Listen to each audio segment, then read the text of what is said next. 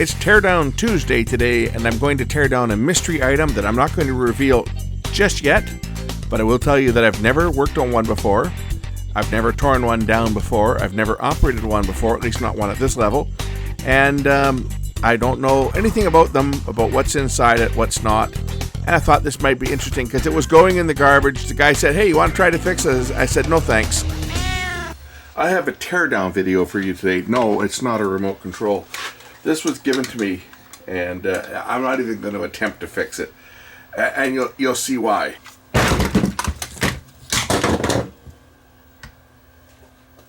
This was an expensive drone at one time.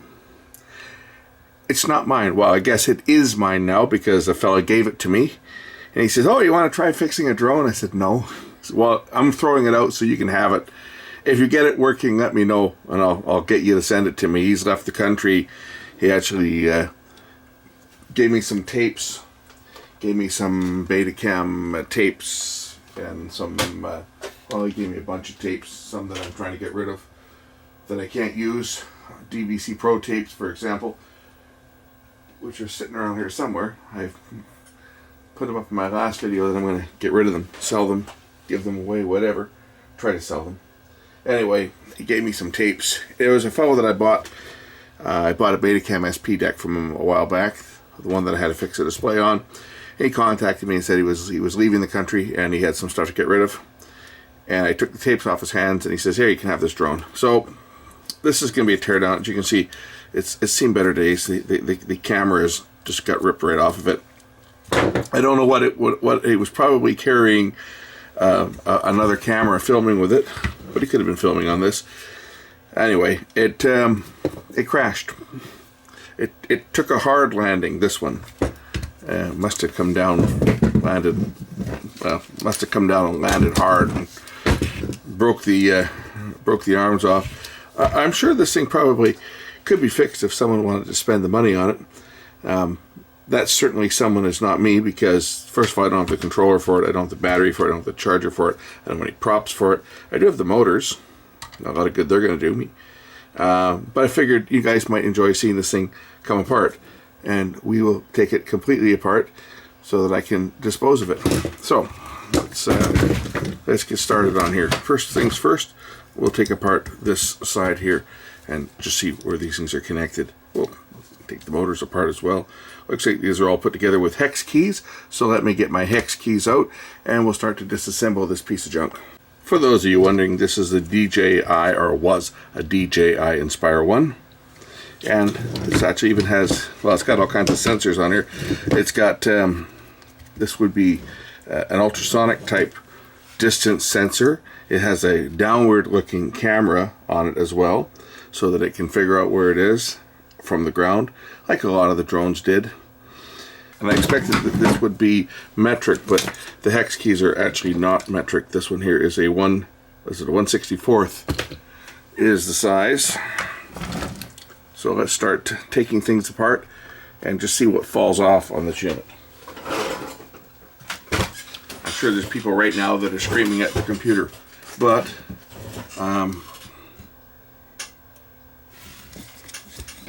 what does that say on here? Antenna inside, do not cover. So the antennas are actually inside here. There's an antenna there. Antennas on the other side? No, I guess not. Well, there's one over here. There's another antenna over on this one. And probably another antenna over on this one that's missing because it's broken. It's gone. Okay, first things first, let's start by widening the camera a bit. What do you think? Okay, first I'm going to open this side up.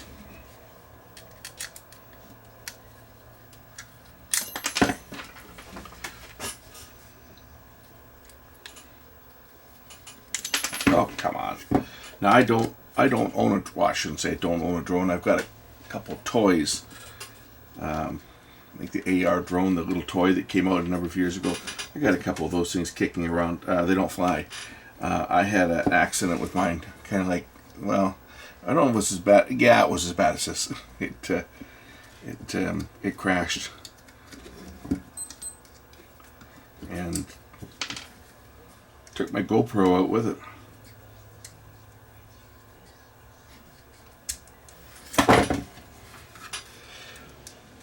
I had one of those, to say, those toy AR, what was it, AR drone? Anyway,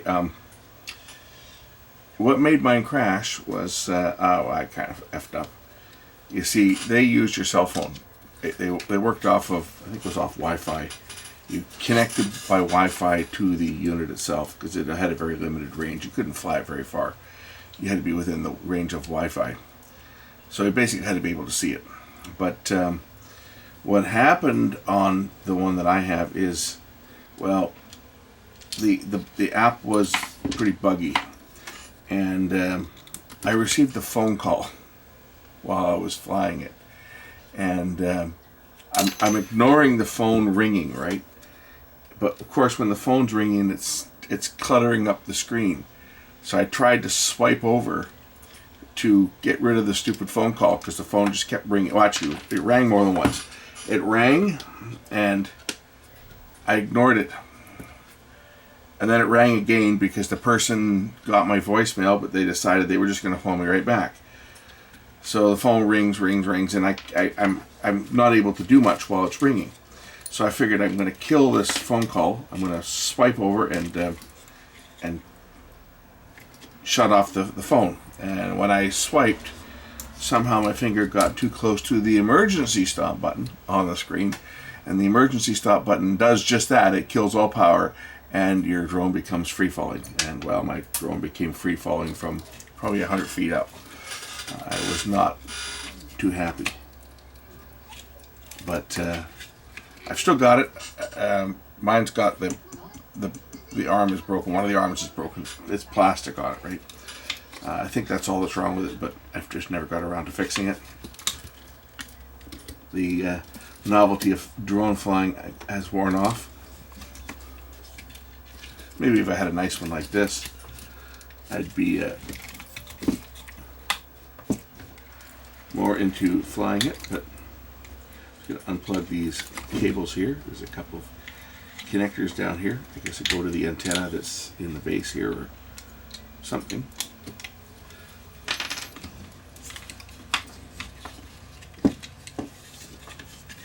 I thought this opened up, but it doesn't. But these wires must come out of here somehow. There's a circuit board in here with wires because it's got the driver for the motor. This is a 3-phase brushless motor. So the driving circuit for that is going to be down on this board. If I can get it out of here. A couple of screws. We'll take out a few screws and get this board out of the way.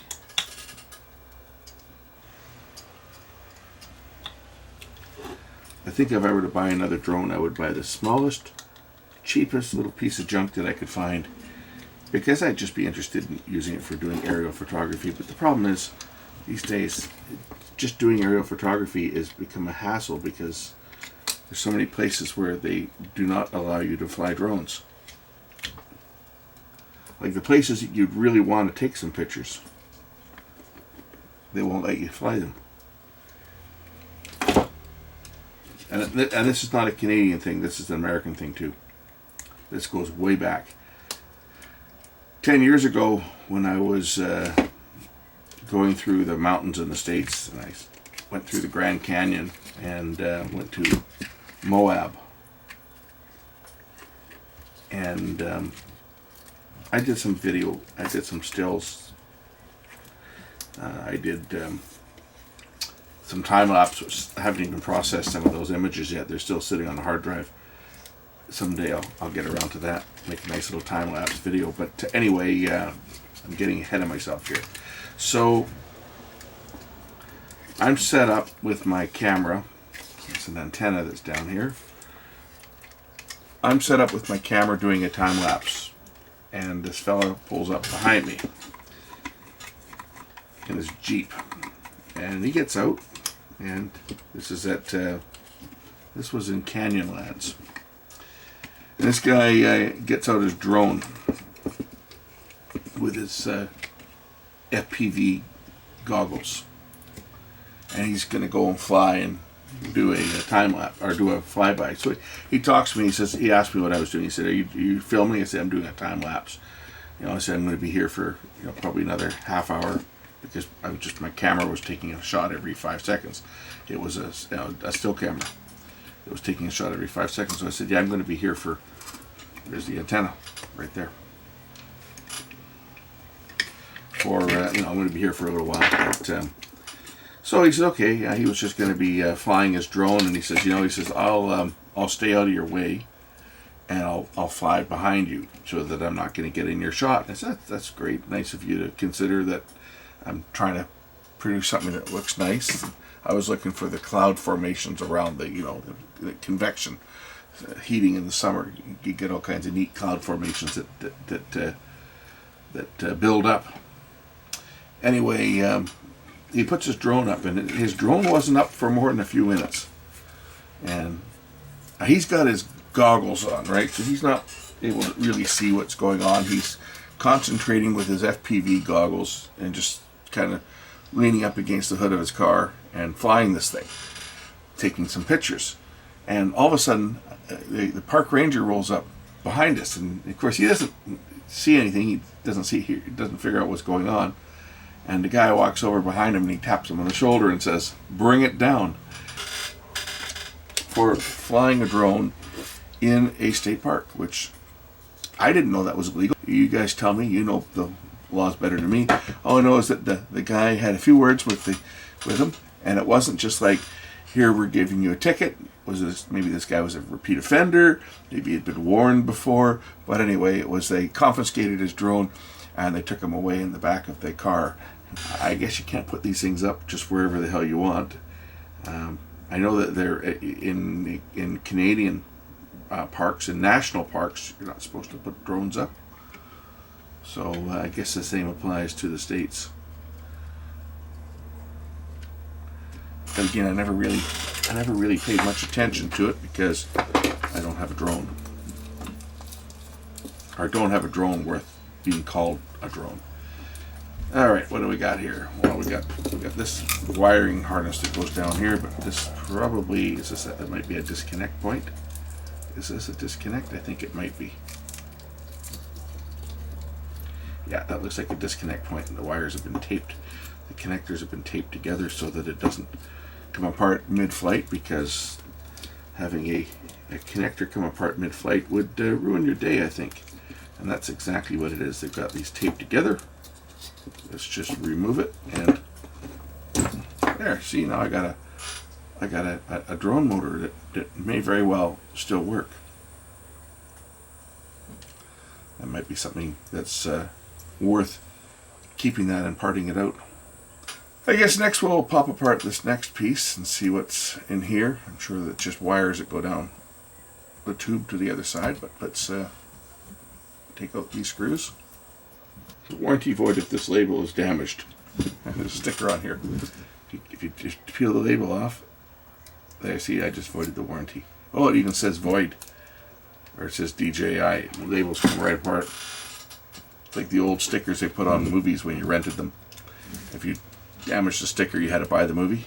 Well, that was an annoying message from the rep pals at the local car dealership that want to buy my Volt from me. This is the message they sent me.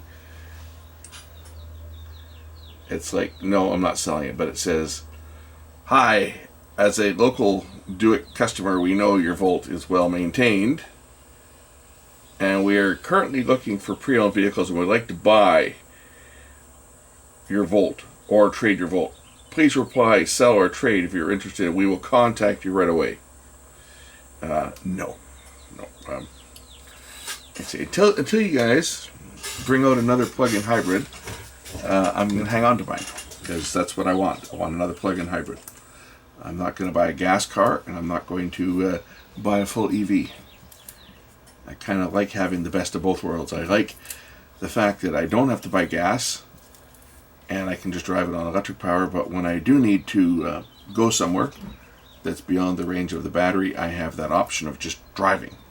I don't have to find a place to plug in and pay 5 times the price for electricity at the public charging stations, and it is. I mean, it's cheaper than running a gas car, I guess, but it's not free. It used to be everywhere you went was free. You got free charging But those days are numbered, they're gone.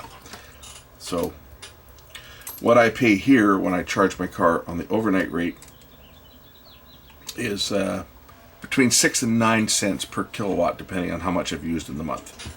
It starts out at 6 cents and then it goes up to 9 for the overnight rate. If I go to a public charging station, I think it's 35 cents a kilowatt hour. So, no, I'm not going to public stations. And if I'm traveling, I just stop at a gas station and fill up the tank. That's the advantage of having 2 fuel sources in the car. So I don't have to find a charging station.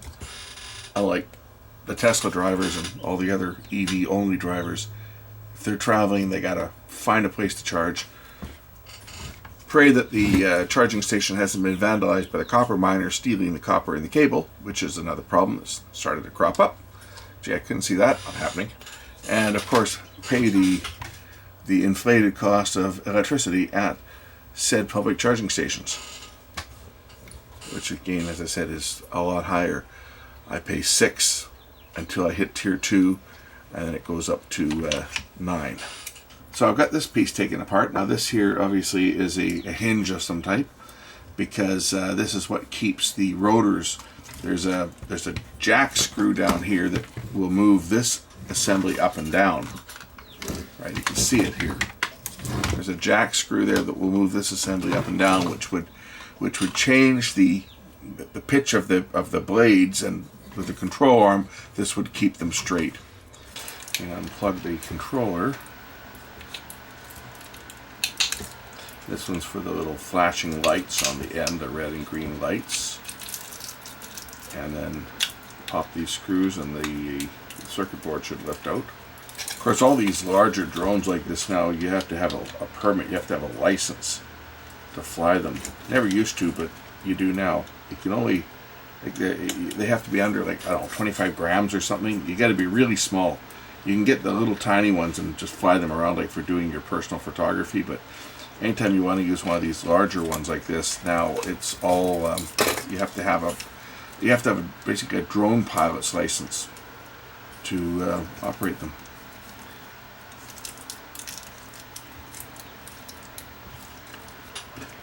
Piece of tape there, and again on this side, the same thing over here. They've just taped these up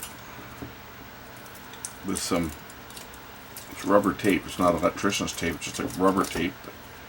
Again, same thing. Just unplug them. There, now I got 2 motors. 2 motors that I don't have a use for.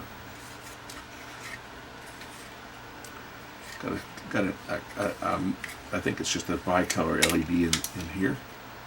But yeah, it's just a bicolor LED. So it doesn't even have a blue chip in there. It's just, if you look down at the LED here, alright, it only has 2 chips. And there you'll see one's open. So we should be able to make this thing flash red or green. Let's do that. Okay, so black wire obviously is ground, and that one there should be, well, it's not doing anything. Either is that one. Is my power supply working? I've only got 2 volts on here. Let's just give it a bit more juice and see whether it'll light. Okay, it's got 3 volts now. It should be lighting at 3 volts. That should be as bright as anything. Maybe the polarity is not correct. Well, let's just see. Let's just try putting the black wire on the yellow and see whether the others light up. Which, oh, there's a green light. So that's green. Okay, maybe the black is positive and the other colors are the negative lead. And there's the red. I've done things backwards. So they're using a negative ground here. So I'll just turn this voltage down to 2 volts again, so I don't make these things go boom, because they will. So here, you know, the red lead is, or the positive is the black lead. The red is the negative for the red LED. And the other one is the negative for the other LED, the green one. Does it need more power? Oh, it needs more power. There's green, so I didn't pop it. This thing needs more than 2 volts for the green. It actually needs 3 volts. Here we are drawing 10 10 milliamps on it, and the red one is drawing 60 milliamps. The red one needs less power. If I put them both together, then we'll have, well, we only have red because the green looks like it's, the red's drawing all the current. Let's see here. Can I get them both on at the same time? Oh, there we go. I guess I wasn't making a good connection.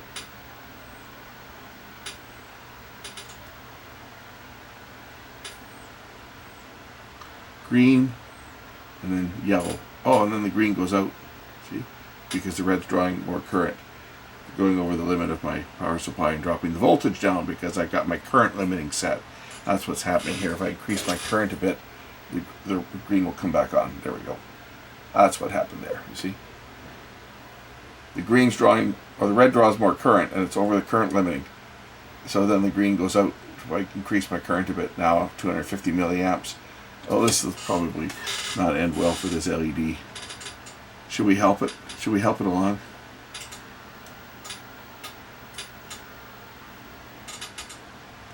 Poor Mr. Red LED. What happens if I turn up the voltage just a little bit more? Oh, it's getting hot. 3.4 volts. This red LED is not happy. If I turn the voltage back down, it gets brighter again because the current drops. But yeah, we're drawing like 240 milliamps through this red LED right now. It's not happy. The green one, that's perfectly happy at that kind of power.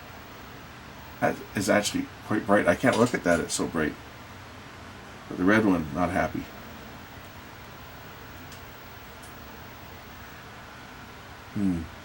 I wonder what happens if I turn it up even more. Will we pop it? We'll give it some more current. Put some more voltage. Let's pop this part. Oh, I killed it. 3.5 volts. And it's dead. I burned it out. Okay. That one's gone. Green one still works for now, but we'll give it the same demise. Let's check the voltage and see where it pops. I'm at 3.4 volts now, 3.6, and this thing's getting hot. 4.3 volts. It still won't kill it. 4.7 at 360 milliamps. 5.5 volts. This green LED, 6 volts. This green, oh, finally at 6.5 volts. I killed it. I killed it. Okay. Rest in peace, LED. Rest in peace. The other one still works. I won't destroy the other one. I just wanted to pop this one. Just because I was feeling kind of destructive. Okay, speaking of destructive, let's take some more of this thing apart. I'll just see if I can just pull this entire unit out like that. There we go. There, I didn't even need to take it apart. You see, it's perfect. It's perfect. I can pull the wires through here. Look at that. Okay, that piece is done. I guess this would be an entire, this is metal. Huh, metal and carbon fiber. But this would be, you would buy that as an entire piece, I guess. Alright, that's that part taken down. What else can we take apart on this thing? Well, we got the camera, the gimbal camera that's gimbaled up. This is shot. We'll just pull the top of this thing apart and take a look at the gimbal control.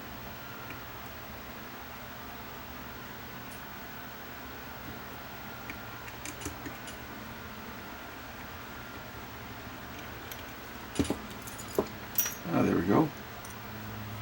Little circuit board here, and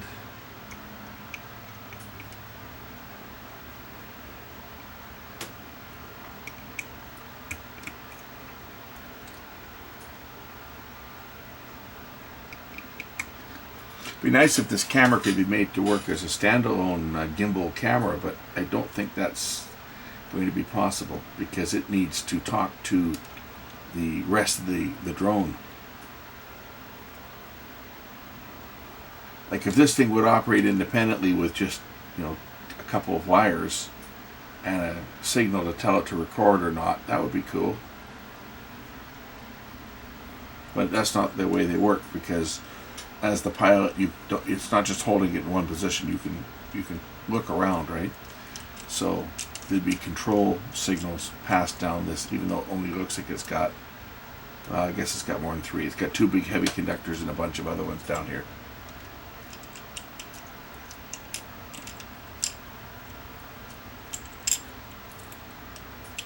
Oh, that didn't even come apart. That's just the controller for the gimbal motors, looks like.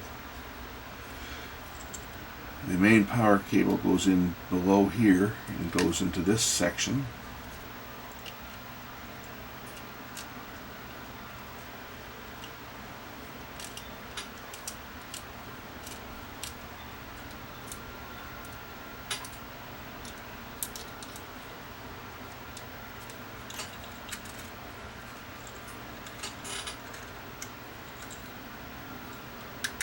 There's a USB port on the back of this as well. I wonder if that's just for updating firmware or downloading the contents from the SD card, but you wouldn't think. Most people would just pull the SD card and go with it there, right? Take the files right off of it.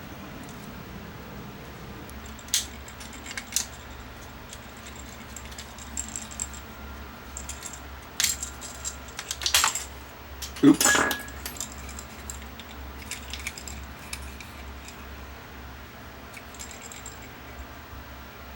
There's a little fan in the back. Yeah, a little tiny fan. Like, I guess the electronics in here get pretty warm when it's recording. You wouldn't think, though, being, hanging in front of a drone that's got props spinning on both sides and has lots of airflow, you wouldn't think that the camera would get hot, but I guess it does. There's another one over here, another screw on this side. So I want to take a look at the camera module on this unit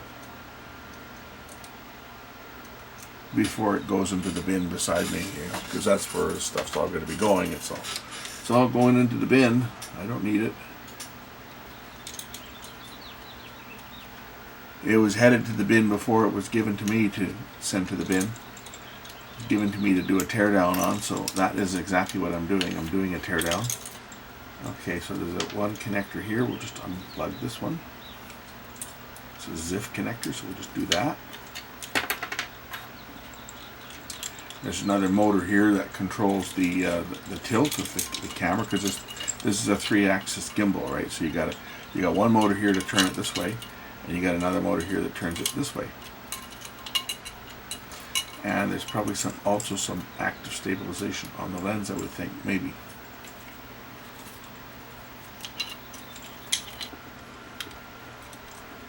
Remove a few more screws and see what falls off of this camera setup. The camera on this unit was actually made to be detachable, so you could use it as a handheld camera. But I don't have the whole unit, so it wouldn't even be possible to fix that. The part that goes into the drone, that part's missing. So I don't know whether it got lost in the field when it crashed or what happened, but this is what was handed to me. So even if I wanted to try to fix this thing, it would be a lost cause, because you're never going to find the parts for it. This one's been out of production since, I think, 2016 or 2017. There's no parts available for it. There's the CCD imager. Brew 8. This is held on by... there's 4 more screws here we'll take out.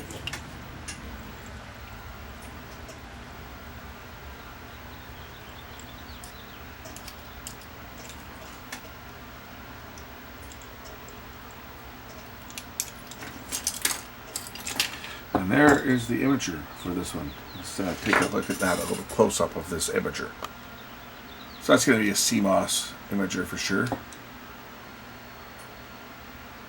Pretty much all the system is on the chip itself.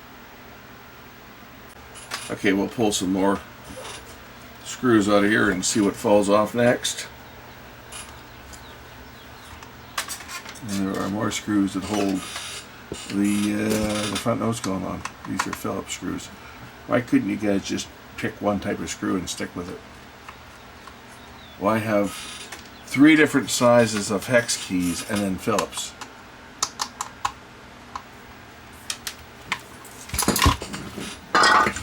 And I think that's probably an accelerometer and a compass chip. And of course the connectors. I guess these, I guess these ones go up. These go up here to control the motors. So this is going to be the brains to it here. I think this module. We'll just pull this module out. It is held in place with a couple more screws.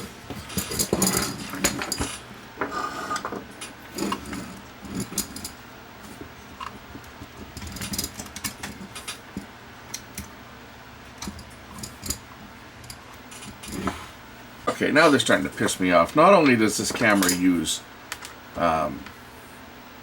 Phillips and at least 3 different sizes of hex keys, but there's also Torx. This is like the second different size of Torx screw that I've used. It's like, geez, guys, you figure out something and just build it with the same size screws. This shouldn't be that hard to open up. I should be able to just pop this open with a screwdriver. Oh, look at that. It's not glued together. It's just, there's a couple clips on it. And here's the guts to this little module. Little cheapy camera and a couple of little transducers.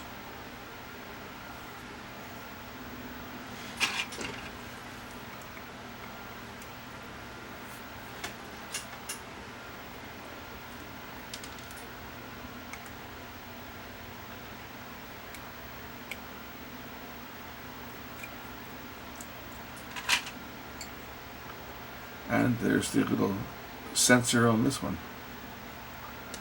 With a little CMOS sensor, I'm sure. I don't see any infrared cut filter on this, so this is probably just a monochromatic camera. This would be just for the drone itself, for picking up objects on the ground and using them as a visual reference. But there's no, inside here, there's no infrared cut filter. Like the other lens, wherever I did with it, it had an infrared cut filter, and you could see it on the inside because it was a color camera. This one here is going to be infrared, probably black and white, and able to see into infrared spectrum.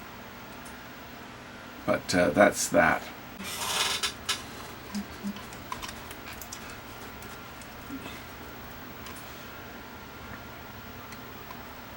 Oh, there's a DJI sticker on this one. I guess I just voided the warranty. They had a seal on this screw.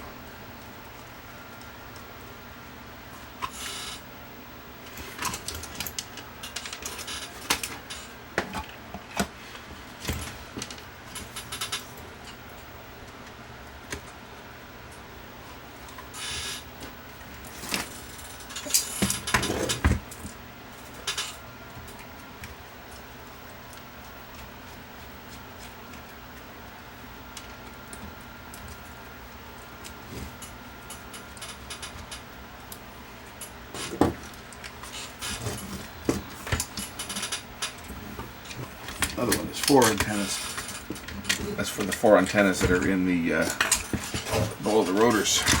Okay, and then one more connector up top here.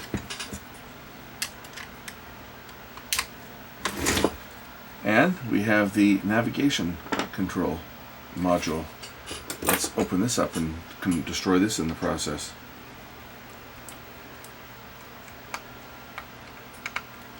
As I got people throwing things at their computer screen now, yelling, "Can't hear you." I'll be getting all kinds of hate mail now from people. I can just sense that now. I'm upsetting people by taking this thing apart. I mean, even if this thing could be fixed, would you fix it? I think if it was mine and it crashed this violently to do this kind of damage, I don't think I'd be spending any money trying to fix it. Because even if you do fix the physical damage on there, what other damage is done on the rest of it, the rest of the equipment that also experienced that same impact? There's another module back here, which is connected. There's a piece of tape on the side here to seal up where it goes in. Right? There's a connector right there, which connects down to something in here.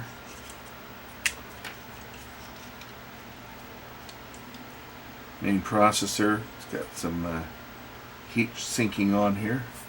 Heat sink compound. Right there.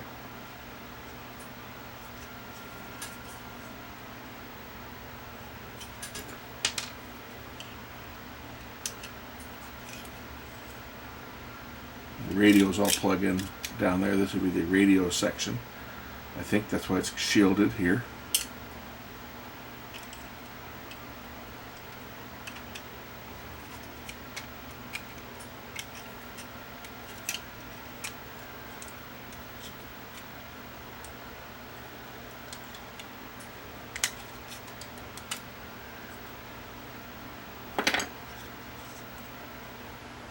Oh, what's this?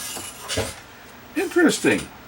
This is the there's an SD card on here. Gee, I wonder what's in this little. Is it a micro SD card? What's that? How big is it? Looks like an SD card, or is it a? No, it's not a SIM card. It's got to be an SD card. Let's just pull the circuit board out and see what this is.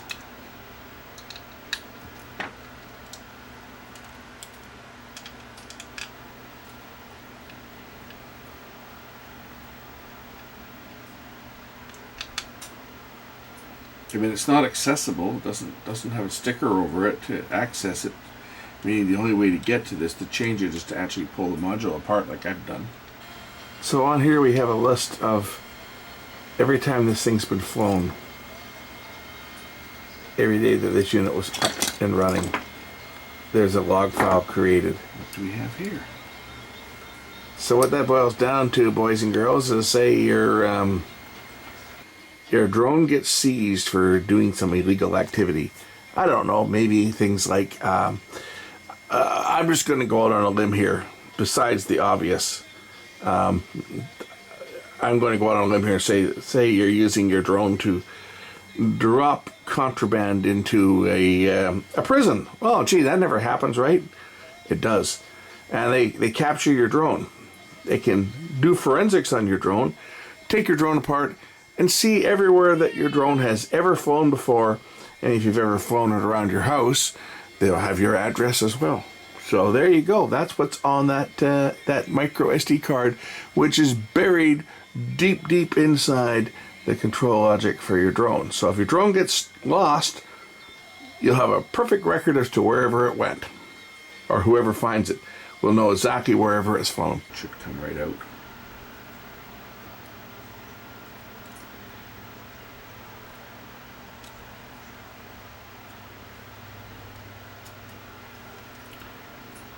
Just like that. All right, what do we got in here? Oh, a little 4 gigabyte SanDisk. Well, that could come in handy, and the reason I say that is because I have some things like little music players, like the one that plays my my royalty-free content, that only supports small SD cards. This is a 4 gigabyte. It's just a class 4, so it's not a fast card. This could also support like operating system for a Raspberry Pi. But there you go. So it has a 4 gigabyte SanDisk micro SD card. I'm going to keep that because that could be useful.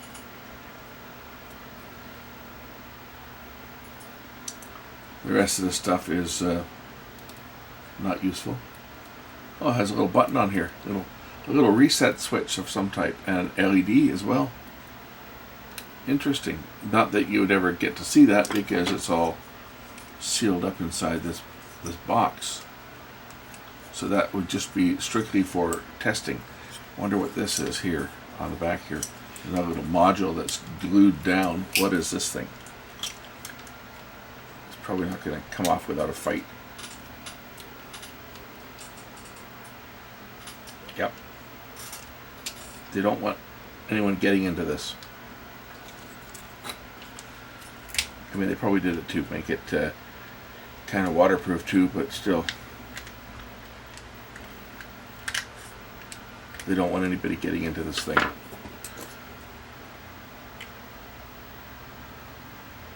Had another little fan. That might be useful to hang on to that. That was up here blowing air down onto the back of that module.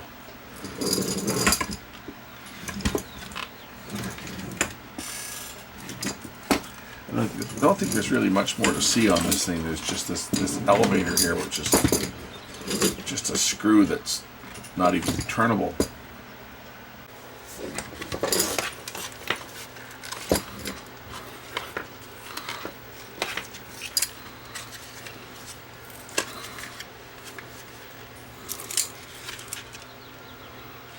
I don't know how much more of this I'm going to take apart because this is a lost cause.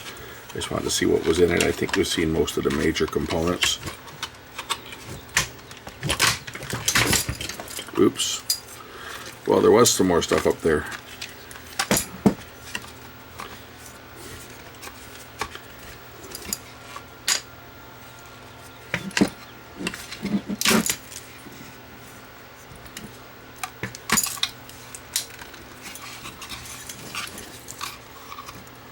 What's up here? I see electronics that go up here, maybe not. I think they do. Is there anything up top here, or is it just empty space? Antennas, probably. No. Shielding of some type for something.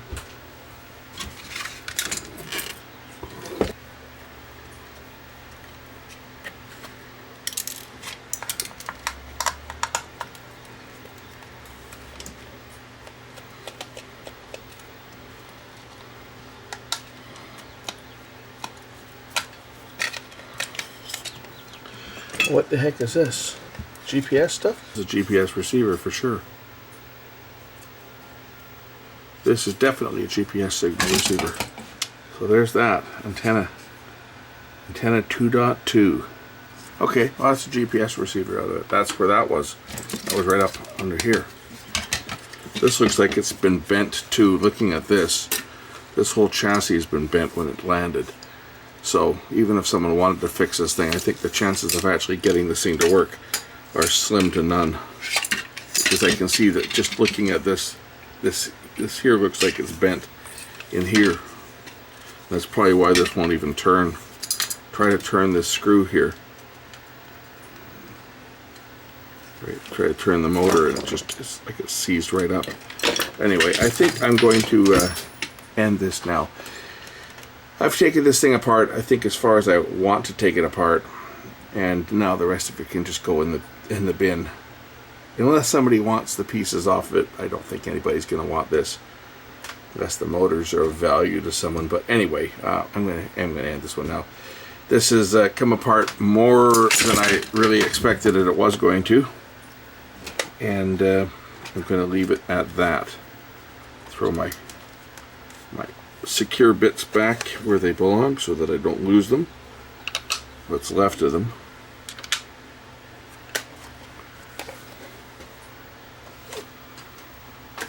And I'll say thanks for watching. We'll catch you in the next one. Bye.